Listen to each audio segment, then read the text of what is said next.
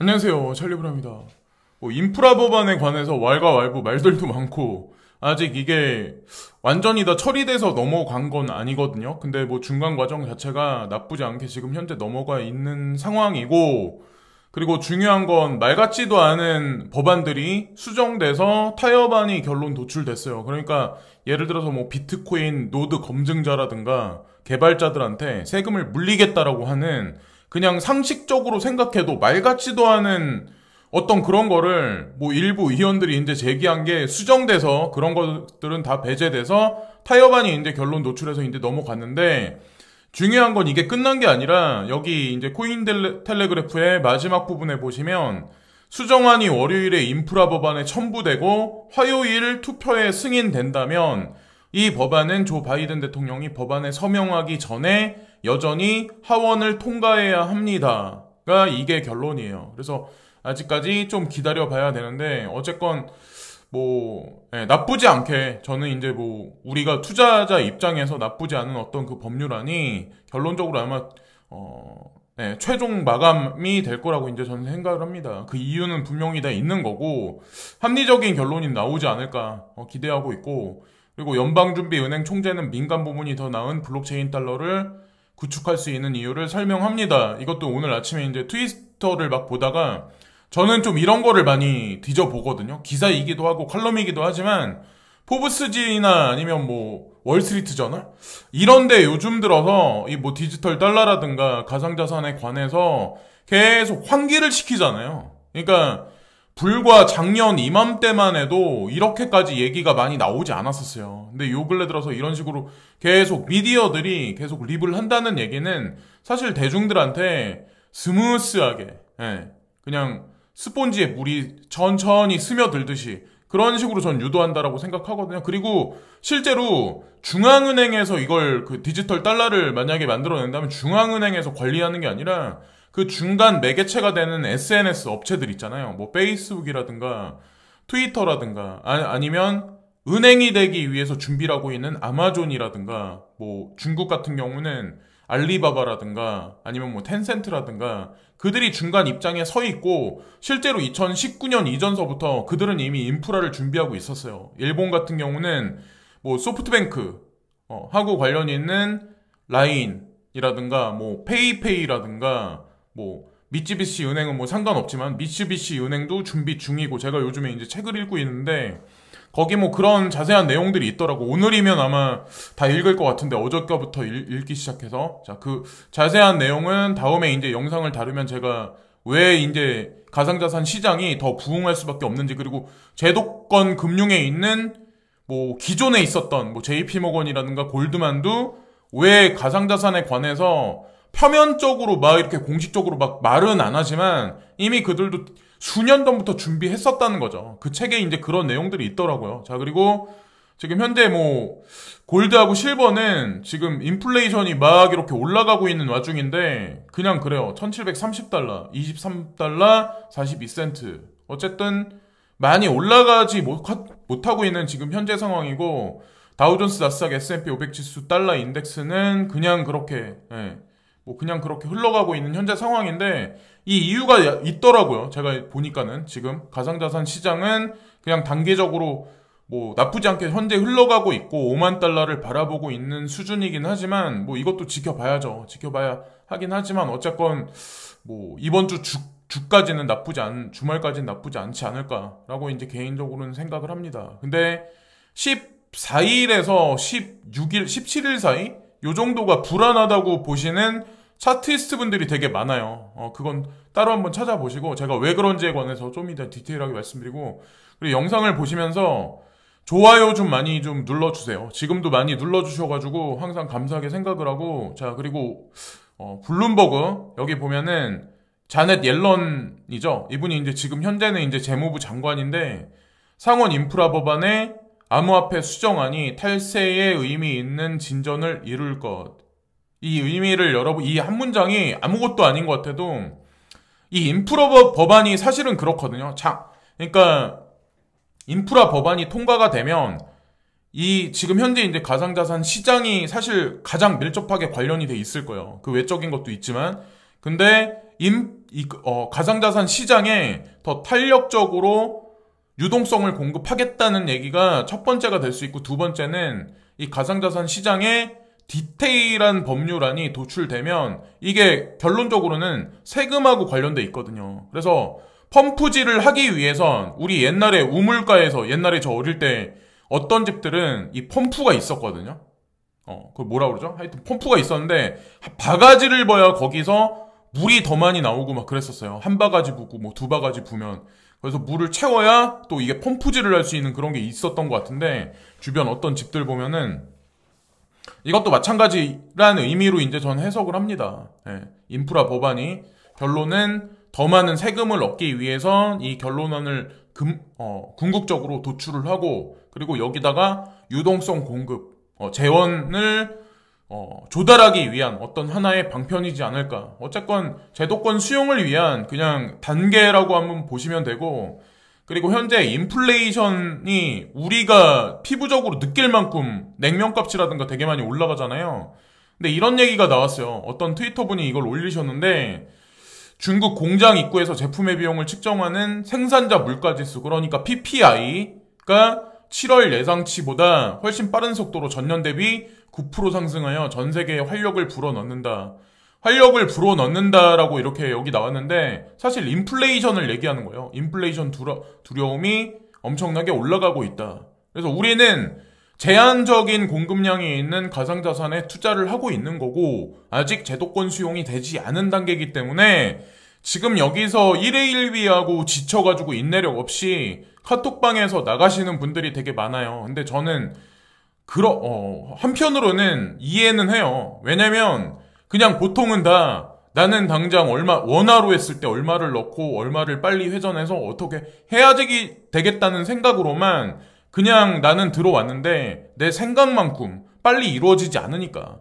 예, 인내력 없는 투자자들이 대부분 되게 많다라고 생각을 합니다. 특히나 주식에 투자하시는 분들도, 그러니까 한국 분들 같은 경우 미국 사람들하고 좀 많이 틀린 게, 미국 사람들은 우량주에 만약에 투자를 하면 진득하게 5년이고 10년이고 장투하는 사람이 많은데, 한국 투자자분들 성향은 안 그런 사람이 많다라고 하더라고요. 대부분의 분들이.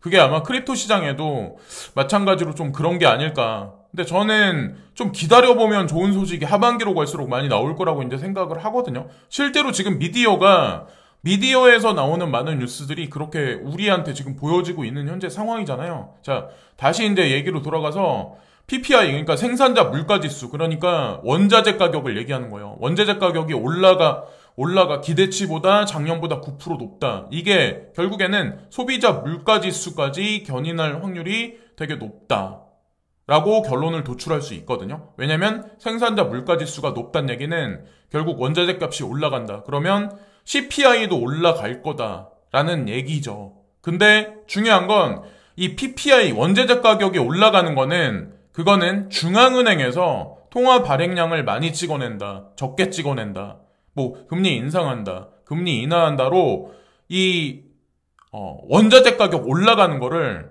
막을 수가 없어요. 그냥 그렇게 보시면 돼요. 그래서 인플레이션은 앞으로 극도로 더 많이 올라갈 확률이 높다. 근데 다만 중요한 건 소비자 물가 상승 견인 된다라고 만약에 치면 그 중간에 중앙은행이 개입돼서 금리 인상을 할 수는 있겠죠. 단적으로 약간의. 네. 그래서 테이퍼링의 공포심을 연준에서 오늘 새벽에도 다시 한번 이제 조장을 하더라고요. 그래서 주식시장이 좀 약간 단기적으로 좀 불확실성이 가중되는지는 모르겠는데, 어쨌건 그런 것도 있다고 이제 보시면 되고, 자, 그리고 지금 코로나 바이러스 케이스가 미국 같은 경우는 되게 많이 올라가고 있잖아요. 지금 여기 보시면은. 그래서 보라색 선 보시고 여기 푸른색 선 보시면 다 상승치로 다시 돌아서기 시작을 했어요. 데일리 뉴 케이스, 그리고 지금 사망자도 지속적으로 계속 올라가고 있는 현재 상황이고, 아마 며칠간 내에는 아마 더 많이 상승할 거라고 이제 저는 생각을 해요. 좀 이제 그게 미디어를 통해서 어떻게 이제 금융시장에 어떤 역할을 지을지는 모르겠지만 단기적으로 악재인 건 분명히 맞아요.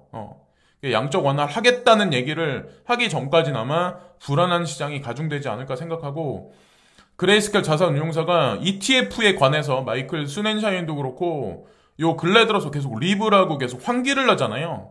이 얘기를 벌써 되게 자주 본 것 같거든요. 어저께도 보고 그저께도 보고 한 3일 전에도 보고 지난주에도 자주 봤던 것 같은데 여러분들도 아마 그레이스켈 자산운용사 트윗을 이제 보시는 분들은 아마 이 내용을 아마 되게 많이 봤을 거예요. ETF에 관해서. 그래서 좀 기대를 한번 해보자 하반기에.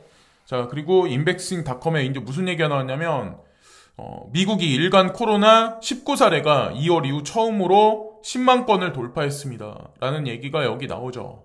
자, 그러니까 이거랑 테이퍼링 얘기랑 금리 인상 얘기랑 양적 완화, 추경 예산 편성이랑 같이 해석하시면 아마 어느 정도 결론을 도출하실 수 있을 것 같습니다. 예. 그래서 이것도 그냥 현재 흘러가는 거니까 그냥 보시면 되고, 코인데스크 코리아에 코빗 오프라인 고객센터 재개장, 국내 암호화폐 거래소 코빗이 오프라인 고객센터를 재개장했다고 9일날 밝혔다.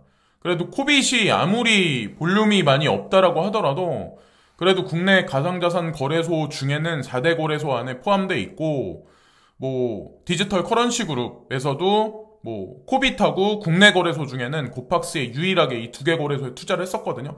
더욱이나 이제 코빗 같은 경우는 소프트뱅크 하고 밀접하게 관련돼 있어요. 초기 투자자이기 때문에 어쨌건 이들이 움직이는 것도 눈여겨보거든요. 저는 항상 볼륨, 뭐 대부분의 뭐 투자하시는 분들은 볼륨이 있네 없네 무슨 코인 뭐 이렇게 뭐 그런 것만 보시는데 저는 그냥 코빗 움직임도 되게 많이 봐요. 그러니까 시장이 천천히 돌아갈 거를 예측하기 때문에 이런 식으로 고객센터도 재개장한 게 아닐까라고 이제 개인적으로 생각을 합니다. 그리고 비트코인 하고 비트코인에 관해서, 자, 그리고 골드에 관해서 ROI가 여기 나와 있는데 1년부터 10년까지 여기 나와 있죠. 근데 비트코인은 꾸준하게 성장세가 있어가지고 46만 9천% 달성했다, 상승률이. 근데 골드는 결국엔 마이너스 3%예요.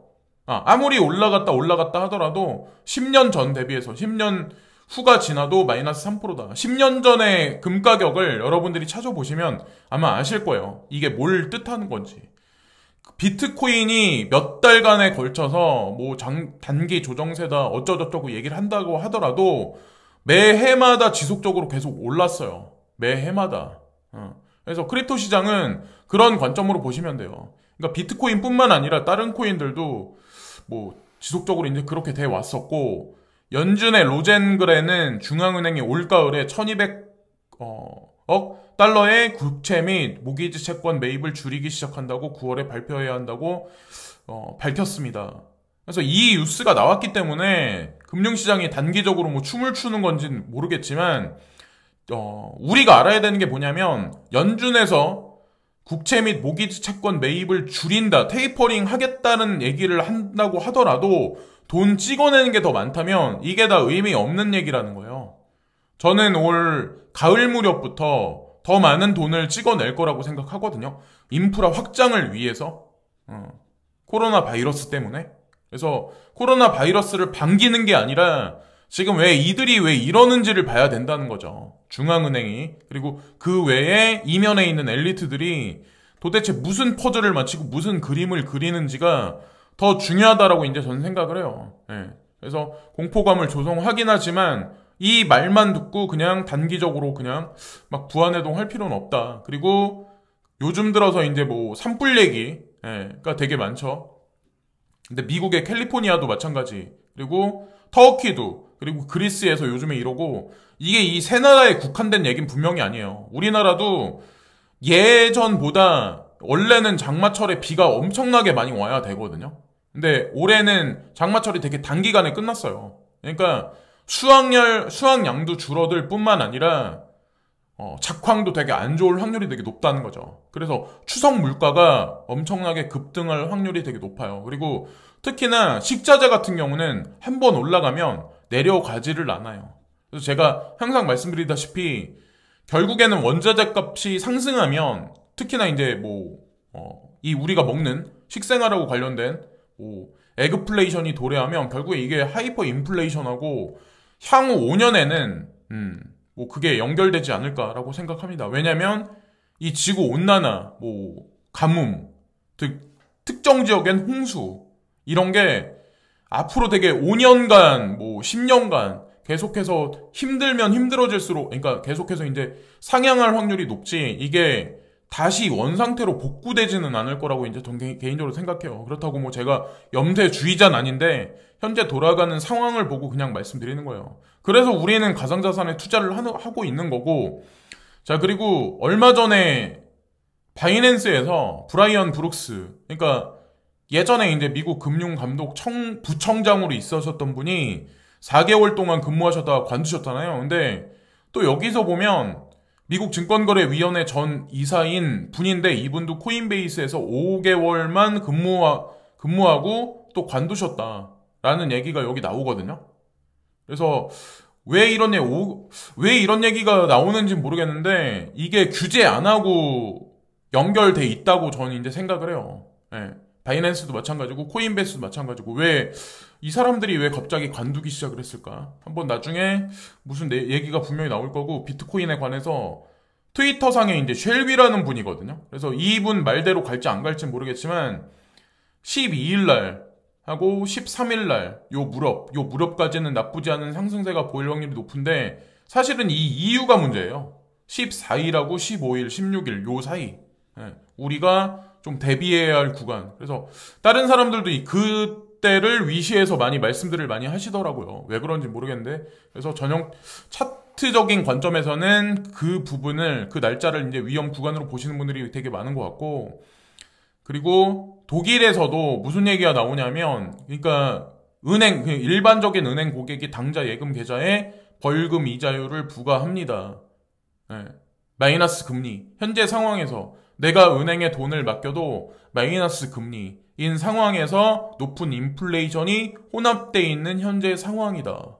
네. 지금 그래서 여기 차트에 나와 있듯이, 그러니까 은행에 돈을 맡겨도 내가 페이퍼로 된 어떤 그 통장을 가지고 있으면 거기다가는 수수료를 제가 내야 되거든요. 아직 국내 은행은 그렇게 안 하는데 해외는 마이너스 금리 쪽으로 가고 0% 금리 쪽으로 있는 데는 그렇게 돼 있는 걸로 알고 있어요. 근데 미국도 마찬가지로 일본하고 유럽하고 비슷하게 이렇게 쫓아가다 보면 결국엔 이게 전 세계적으로 이런 게 트렌드로 자리 잡지 않을까라는 생각을 해요. 미리 들어갔죠. 마이너스 금리 쪽으로 먼저 들어갔던 데가 사실은 유럽하고 일본이었으니까 제로금리 쪽으로 갔던 데가, 뭐 미국이 향후에 언제 뭐 금리 인상을 할지는 모르겠지만 당분간은 아니지 않을까라고 이제 개인적으로 생각을 합니다. 그렇게 할 수도 없을 뿐만 아니라 금리 인상을 해버리면 자기 발등 자기가 찍는 것밖에 안 돼요. 결국엔 이자율이 올라가기 때문에 그거를 갚지도 못할 뿐더러. 그래서 버블을 엄청나게 키운 다음에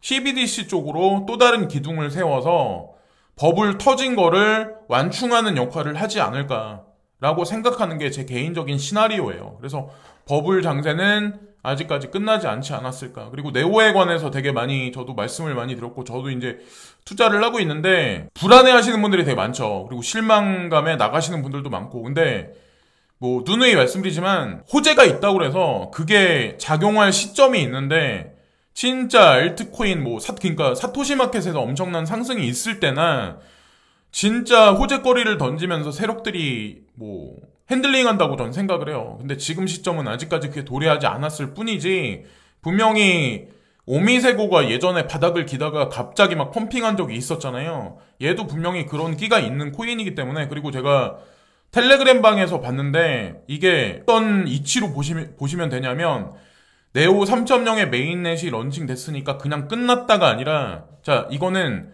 네오도 마찬가지로 포에서 포스로 넘어가면서 시간이 걸리잖아요. 그래서 처음에 된다고 했었을 때 크게 급상승 진전이 없었잖아요. 그리고 시간이 걸렸잖아요. 얘도 3.0을 시작한다고 얘기를 한 거지 3.0까지 또다시 도달하는데 그 내용물을 채우는데 시간이 걸린다라는 얘기가 있더라고요. 예, 그 내용을 보니까, 그래서 거기 보면 뭐 몇 주간에 뭐 투표를 진행한다. 그 얘기 말고도 다른 얘기들이 되게 많아요. 그래서 어쨌건 기다려보시면 분명히 좋은 소식이 분명히 있을 거예요. 예, 이 코인도 플립사이드 크립토에서 나쁘지 않은 평가를 받는 코인 중에 순위권 안에 상위 랭킹되어 있는 코인이기 때문에 그걸 말씀드리면서 오늘도 영상을 마치겠습니다. 뭐 뚜렷한 영상에서 뭐 어떤 그런 걸 말씀드리진 못한 것 같은데 항상 시청해주신 분들한테 항상 감사하게 생각을 해요. 예, 오늘도 진심으로 감사를 드리고요. 구독과 좋아요 부탁드리면서 이번 영상도 마치겠습니다. 감사합니다.